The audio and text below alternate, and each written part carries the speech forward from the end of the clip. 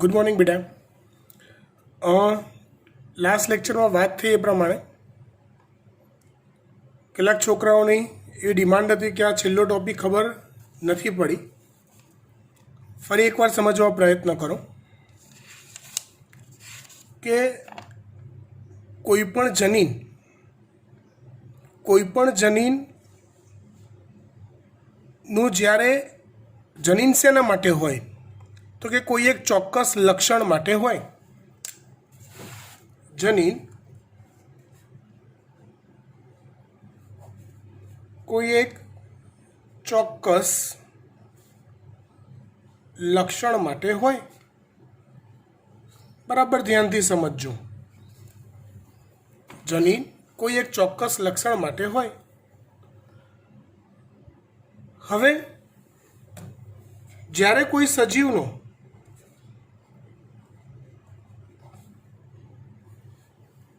સજીવનો ઉદ્ભવ થયો હોય અથવા એ સજીવના નિર્માણ સમયે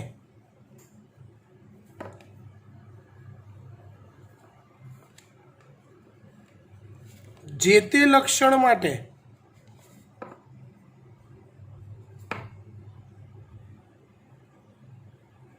જવાબદાર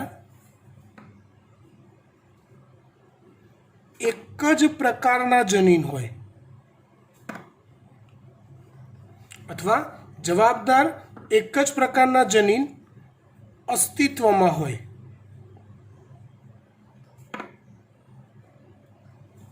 આનો અર્થ એવો સમજો બેટા કે જો પ્રભાવી, પ્રચ્છન્ન વગેરે જેવી બાબત એ જ્યારે સજીવનો પૃથ્વી પર સૌપ્રથમ વાર ઉદ્ભવ થયો હોય ને ત્યારે એવું વેરિએશન જનીનોમાં હોય જ નહીં. જેમ કે આપણે એમ કીધું કે ભાઈ વટાણાનો છોડ, ઊંચાઈનું લક્ષણ, વટાણાનો છોડ, ઊંચાઈનું લક્ષણ લખતા જઈએ એટલે વધારે ખ્યાલ આવશે.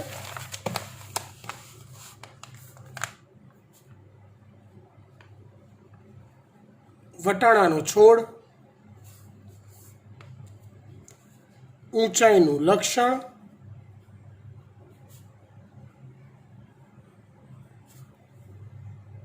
તો આપણે શું કહીએ કે બે રીતે અભિવ્યક્ત થાય. કાં તો ઊંચો છોડ, કાં તો નીચો છોડ. ઊંચા છોડ માટે જવાબદાર જનીન કેપિટલ ટી. સમજો બરાબર હો, અને હજી સમજ ના પડે તો ફરી વાર પૂછજો. નીચા છોડ માટે જવાબદાર જનીન સ્મોલ ટી. હવે હું એવું કહેવા માગું છું કે કુદરતમાં જ્યારે પણ વટાણાનો છોડ ઉદ્ભવ્યો ને, જ્યારે પણ પહેલી વાર, ત્યારે આ સ્મોલ ટી જનીન એટલે નીચા છોડ માટેના જવાબદાર જનીનનું અસ્તિત્વ હતું જ નહીં. નહોતું અસ્તિત્વ. ખાલી ને ખાલી કેપિટલ ટી જનીનનું જ અસ્તિત્વ હતું. ખાલી ને ખાલી.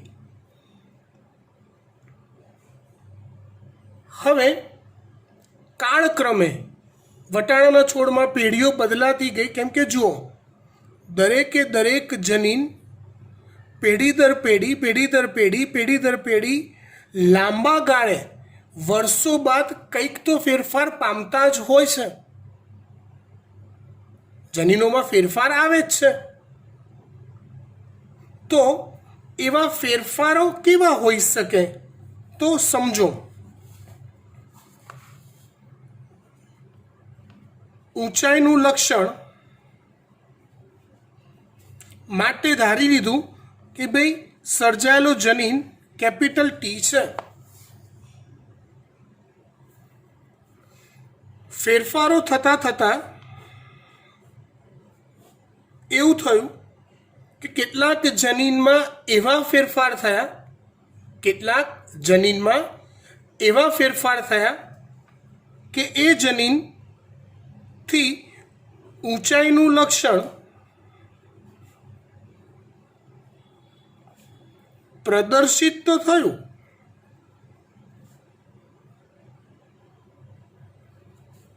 ઊંચાઈનું લક્ષણ પ્રદર્શિત તો થયું પણ ઓછી માત્રામાં થયું. મતલબ ઊંચાઈ ઘટી ગઈ. મતલબ કેપિટલ ટી જનીનમાં જ કોઈક ફેરફાર થયા, એના જનીન બંધારણમાં કોઈક ફેરફાર થયા, જેના કારણે ઊંચાઈનું લક્ષણ પ્રદર્શિત તો થયું પણ ઓછી ઊંચાઈવાળું થયું. એટલે એ ફેરફાર પામેલો નવા ટાઈપનો જનીન કહેવાય, જેને આપણે સ્મોલ ટી નામ આપીએ. જે વાસ્તવિકતામાં કેપિટલ ટી જનીનમાં જ પેઢી દર પેઢી ફેરફારો થયા પછી જ સર્જાયેલો બીજો જનીન કહેવાય. ખબર પડી વાત? હવે કેટલાક કિસ્સામાં એવું થાય કે જનીનમાં એ હદ સુધી ફેરફાર થાય કે ઊંચાઈનું લક્ષણ પ્રદર્શિત જ ન થાય. હવે લક્ષણ જ પ્રદર્શિત નથી થતું, મતલબ એ જનીન ડિસ્ટ્રોય પામી ગયું કહેવાય.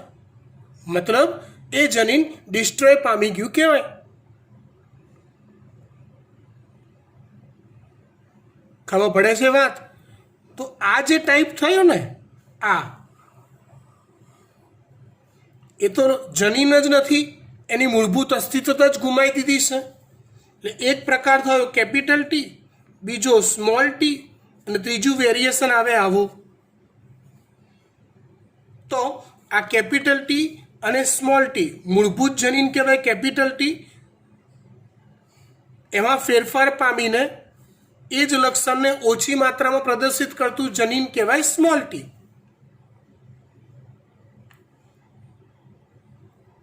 આવી રીતે જે મૂળભૂત ઓરિજિનલ જનીન જે હોય એ ઓલવેઝ પ્રભાવી તરીકે વર્તે ને એમાંથી થોડો ઘણો ફેરફાર પામી એ જ લક્ષણ પ્રદર્શિત કરતું પણ અલગ ટાઈપથી પ્રદર્શિત કરતું જે જનીન હોય એ પ્રચ્છન્ન તરીકે વર્તે.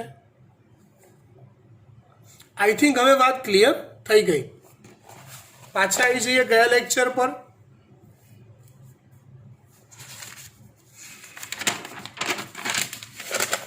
જેમ કે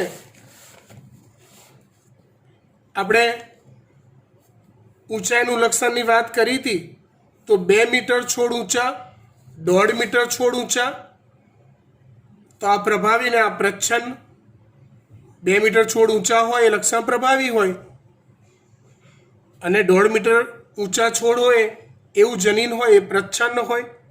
એટલે કુદરતમાં સૌપ્રથમ કયું જનીન સર્જાયું હશે? મૂળભૂત જનીન કયું? તો કે ઊંચા છોડ માટેનું જનીન મૂળભૂત છે, માટે એ પ્રભાવી. એવી રીતે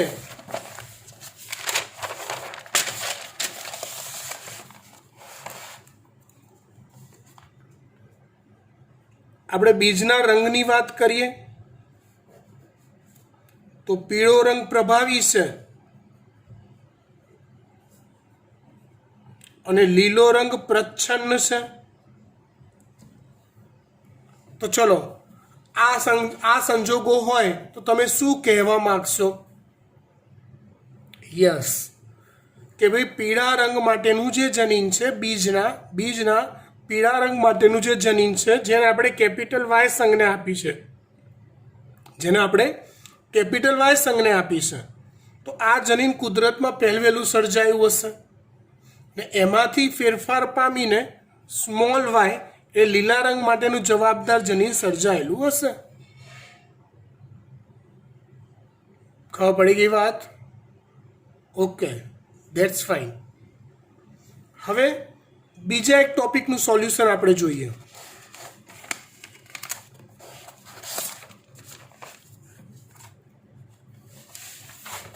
પેલા જન્યુઓના પ્રકારવાળા ટોપિકનું ફરી એકવાર સમજાવું, ધ્યાન આપજો. અને આ પ્રકારના MCQ પૂછાવાની શક્યતા વધારે છે, એટલે ધ્યાન આપજો. આપણે કોઈ એક જ લક્ષણ વિચારો. કોઈ પણ સજીવમાં લક્ષણો તો ઘણા બધા હોય, પણ આપણે ઇમેજિનેશન કરીએ છીએ કોઈ એક જ લક્ષણનું. ધારો કે એ લક્ષણ માટે જવાબદાર જનીનોનું બંધારણ શું શું હોઈ શકે? તો કે કેપિટલ એ હોઈ શકે,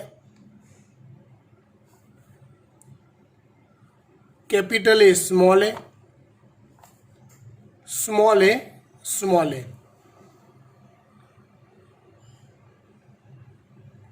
ધ્યાનથી સમજવા ટ્રાય કરજો. હવે જો કોઈ એક લક્ષણ માટે સજીવનું જનીન બંધારણ આ હોય, યુગ્મ જનીન છે, જનીન બંધારણ આ હોય, તો જન્યુ પ્રકાર કેટલા સર્જાય? તો કે આ કિસ્સામાં જ્યારે પ્રજનન કોષ બને તો બંનેમાં કેપિટલ એ જ આવશે. એટલે એક જ પ્રકાર જે બી સર્જાશે ને પ્રજનન કોષ, એ આવો એક જ પ્રકારનો સર્જાશે. એટલે જન્યુ પ્રકાર એક પ્રકારના સર્જાશે. સેમ વે આની અંદર જો સજીવનું જનીન બંધારણ આવું હોય, સ્મોલ એ હોય, તો એમાંથી જન્યુ પ્રકાર જે સર્જાય બધા સ્મોલ એ પ્રકારના સર્જાય, જે એક જ પ્રકારના સર્જાશે એવું કહેવાય. હવે જો સજીવનું જનીન બંધારણ કેપિટલ એ સ્મોલ એ હોય, સજીવનું જનીન બંધારણ જો કેપિટલ એ સ્મોલ એ હોય, તો બે પ્રકારના જન્યુઓ સર્જાશે. કેટલાક પ્રજનન કોષ કે જન્યુઓમાં કેપિટલ એ હશે, કેટલાક પ્રજનન કોષ કે જન્યુઓમાં સ્મોલ એ હશે. એ ટોટલ બે પ્રકારના જન્યુઓ સર્જાશે. આ વાત ખબર પડી જવી જોઈએ. ચલો, હવે હું કોઈ પણ બે લક્ષણ વિચારું. બે લક્ષણ હોય એટલે બે અલગ અલગ પ્રકારના જનીન હોય. ધારો કે એક જનીન એ છે અને બીજો જનીન બી છે, એવું ધારી લો. તો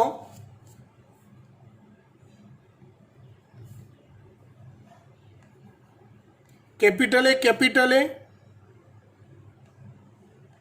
કેપિટલ બી આ એક પ્રકાર હોય. સ્મોલ એ, સ્મોલ બી આ બીજો પ્રકાર. કેપિટલ એ, બંને કેપિટલ લીધા, બંને સ્મોલ લીધા. બીજા પ્રકાર કયા હોઈ શકે? યાદ કરો, capital Y, small Y, capital R, small Y, R પ્રમાણે બીજા પ્રકારો કયા હોઈ શકે? તો એક હોય કેપિટલ એ, સ્મોલ એ,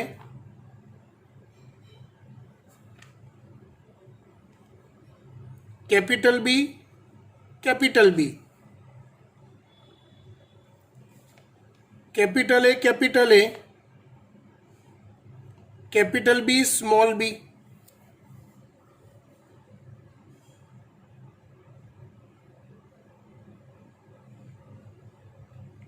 ખ્યાલ આવીને વાત? ઇન શોર્ટ, જ્યારે તમે બે લક્ષણ લો છો ત્યારે તમને આવા અલગ અલગ પ્રકારના બંધારણ ધરાવતા સજીવો મળે. ચલો, જો સજીવનું બંધારણ આ હોય, આપણે ઉપરવાળી વાત જ રિપીટ કરીએ છીએ. ધ્યાન આપજો. જો સજીવનું બંધારણ આ હોય તો જન્યુ પ્રકાર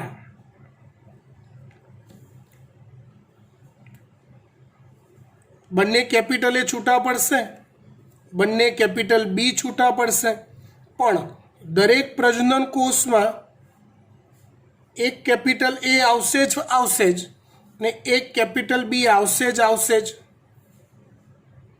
એટલે જેટલા પણ જો સજીવનું જનીન બંધારણ આ છે તો જેટલા પણ સજીવ સર્જાશે, પ્રજનન કોષો સર્જાશે, એ દરેકમાં આવું જ બંધારણ આવશે બે લક્ષણ માટે. એટલે એ એક જ પ્રકારના પ્રજનન કોષ કહેવાય. પ્રજનન કોષ એક જેમાં બંને લક્ષણ માટેના જનીનોનું વેરિએશન કેટલું? તો કે કોઈ વેરિએશન નથી.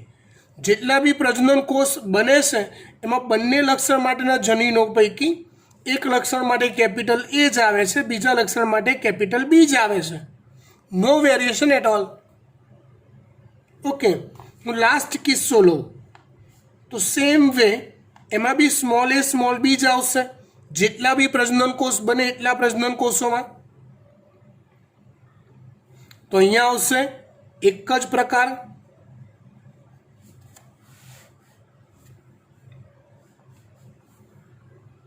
ઓકે, લેટ્સ થિંક જો સજીવનું જનીન બંધારણ આવું હોય, હવે બરાબર ધ્યાન આપજો હા બેટા. જો સજીવનું જનીન બંધારણ આવું હોય, capital A small A, capital B, વાત સમજવા પ્રયત્ન કરજો. તો કેપિટલ બીમાં કોઈ વેરિએશન છે? તો કે ના સર. એટલે જેટલા પ્રજનન કોષ બનશે એમાં બી જનીનમાં તો ખાલી કેપિટલ બી જ આવશે. ઓકે, આમાં વેરિએશન છે? આમાં તો કે હા, એક કેપિટલ છે ને બીજો સ્મોલ છે, એક પ્રભાવી છે ને બીજો પ્રચ્છન્ન છે. તો કે સાહેબ કેટલાક પ્રજનન કોષ, જો હું બીના પોઈન્ટ ઓફ વ્યૂથી કહું સાહેબ, તમે મને આવું સમજાવશો ને, તો કે સાહેબ બંનેમાં કેપિટલ બી આવી જશે, પણ કેટલાકમાં કેપિટલ એ જશે, કેટલાકમાં સ્મોલ એ જશે. એટલે કેટલા પ્રકાર પડ્યા પ્રજનન કોષોને? તો કે બે. જન્યુ પ્રકાર કેટલા આવશે? તો કે બે પ્રકાર આવશે. સેમ વે આમાં એવું જ, આમાં કેટલાકમાં કેપિટલ એ જશે, બધામાં કેપિટલ એ જો જશે જ, કેટલાકમાં કેપિટલ બી, કેટલાકમાં સ્મોલ બી જશે. તો આમાં બે પ્રકાર આવશે.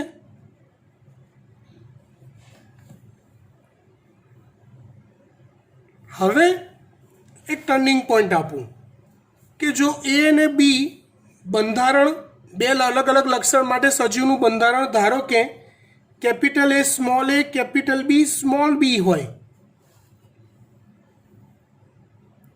તો કેટલા પ્રકાર સર્જાશે?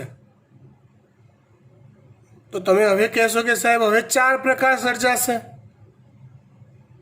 હવે 4 પ્રકાર સર્જાશે. કેટલાક પ્રજનન કોષમાં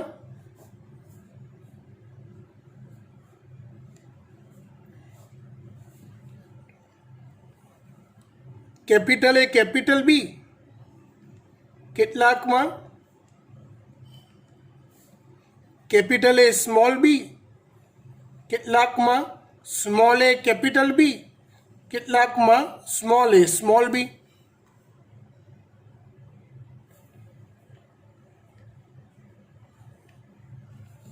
આવું તો તમને YYRR પરથી આવડે જ છે. હવે નવું શું શીખ્યા આપણે? સમજાવું.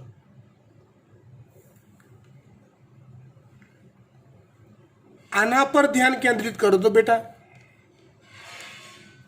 આમાં 4 જનીન હતા,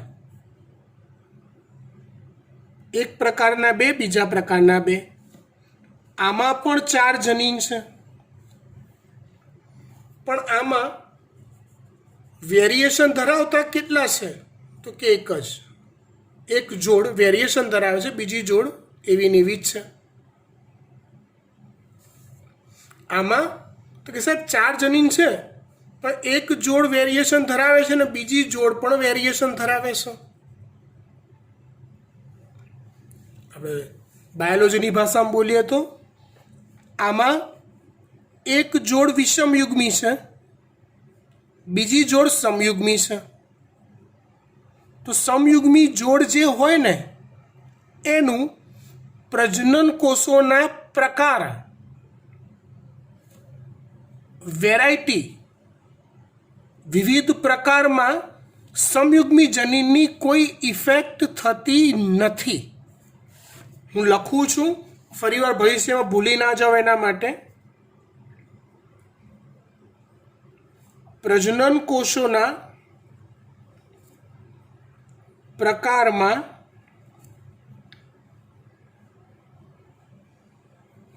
સમયુગ્મી જનીનોની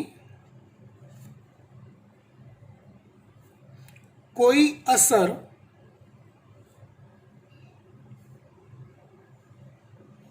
થતી નથી. ફક્ત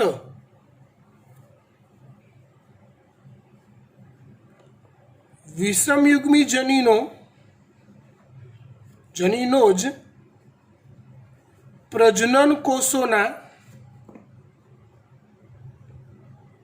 પ્રકારની સંખ્યા પર અસર કરે છે.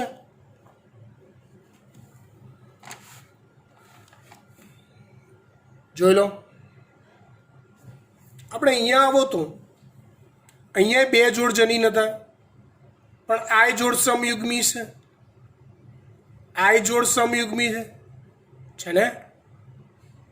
ભલે 2 જોડ હતી પણ પ્રજનન કોષોના પ્રકારમાં કે સાહેબ બંનેમાં કેપિટલ એ જ જશે, બંનેમાં કેપિટલ બી જ જશે. એટલે જેટલા પણ પ્રકારના પ્રજનન કોષ બનશે એમાં આ પ્રકારનું બંધારણ હશે સાહેબ. નવી કોઈ વેરાયટી નહીં સર્જાય.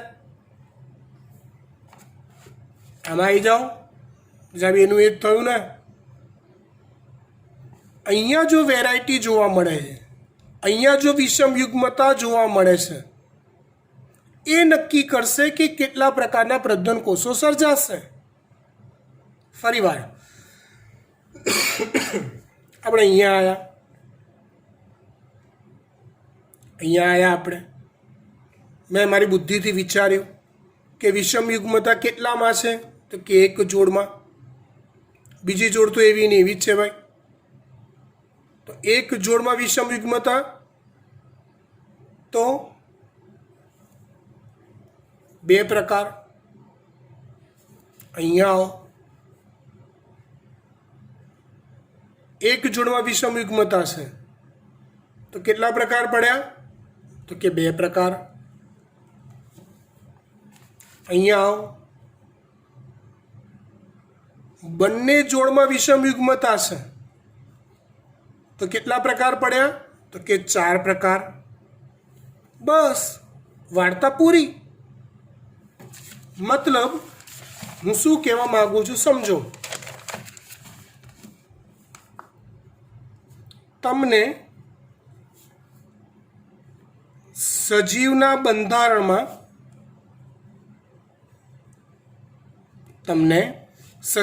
બંધારણમાં ગમે તેટલી જોડ આપેલી હોય, પરંતુ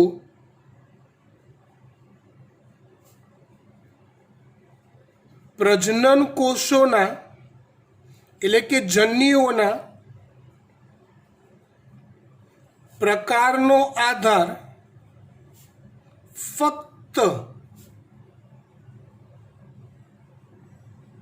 વિષમયુગ્મી જોડની સંખ્યા પર રહેલો છે. જનીન બંધારણમાં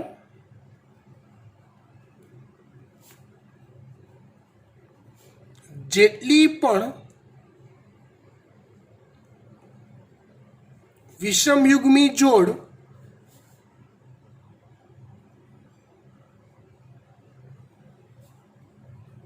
હોય તે જોડને n ધારી લઈએ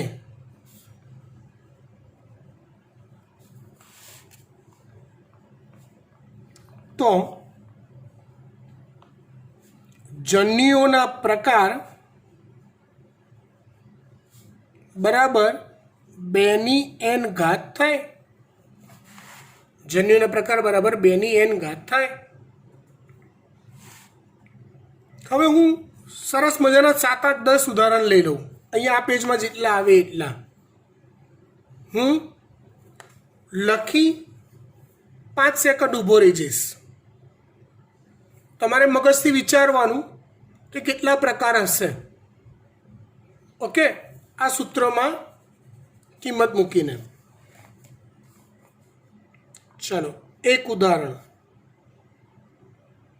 કેટલી જોડ આપું છું એનાથી કોઈ નિસ્બત નહીં, એ બહુ બધી જોડ જોઈને ગભરાવાની જરૂર જ નથી। Like capital A, capital A, capital B, capital B, capital C, capital C, capital D, capital D। બોલો 4 જોડ આપી દીધી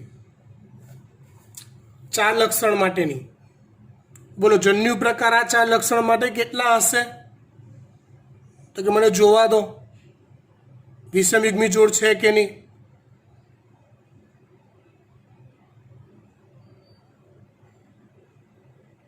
નથી તો પ્રકાર કેટલા આવશે? એક જ પ્રકાર આવશે।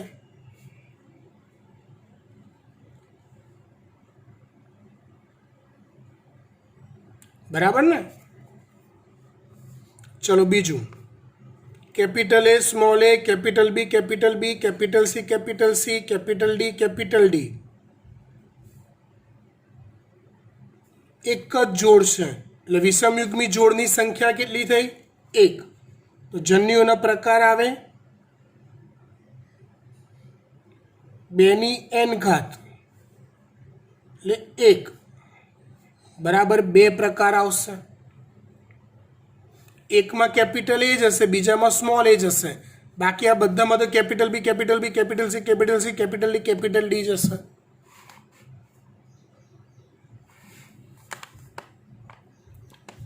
ત્રીજું ઉદાહરણ। હવે હું અટકવાનું ચાલુ કરીશ 5 સેકન્ડ સુધી।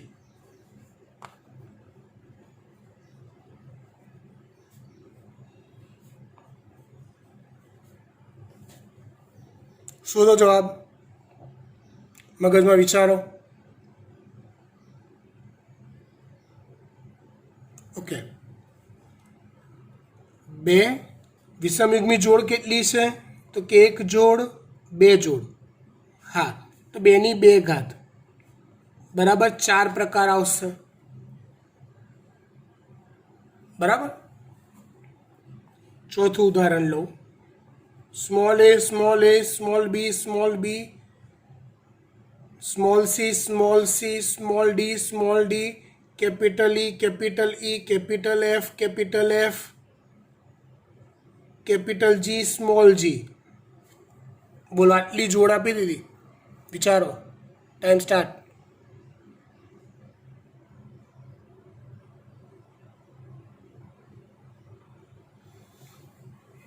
જો આ બંને પ્રચ્છન્ન છે પણ સમયુગ્મી છે। સમયુગ્મી, સમયુગ્મી, સમયુગ્મી, સમયુગ્મી, સમયુગ્મી, વિષમયુગ્મી। યસ, 2 ની 1 ઘાત એટલે 2 જ પ્રકાર આવે। પાંચમું ઉદાહરણ। Small a, small a, small z, small z, capital B, small b, capital D, small d, capital M, capital M, capital G, small g। ચલો આવું છે તો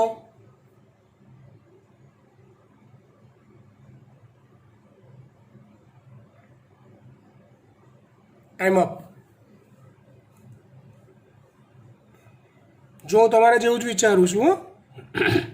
એક જોડ વિષમયુગ્મી, બીજી જોડ વિષમયુગ્મી, ત્રીજી જોડ વિષમયુગ્મી બરાબર 2 ની 3 ઘાત એટલે 8 પ્રકાર આવે। 2 નો ઘન એટલે હવે ખબર પડી ગઈ? That's fine. નીટ બેઝ છે મારા લેક્ચર્સ, એટલે કન્સેપ્ટ જ્યાં સુધી તમારા મગજમાં ક્લિયર ન થાય ત્યાં સુધી પૂછવાનો જ। ટેક્સ પ્રમાણે તો સીધું તમને અધર ટીચર્સ તમને આપશે લેક્ચર્સ. હું જે કરાવું છું એ કન્સેપ્ટ કરાવું છું. કન્સેપ્ટ મગજમાં બેસી ગયો તો ટેક્સ બી તમારા માટે ભણવી એકદમ ઇઝી થઈ જશે અને નીટના MCQ સોલ્વ કરવા પણ ઇઝી થઈ જશે.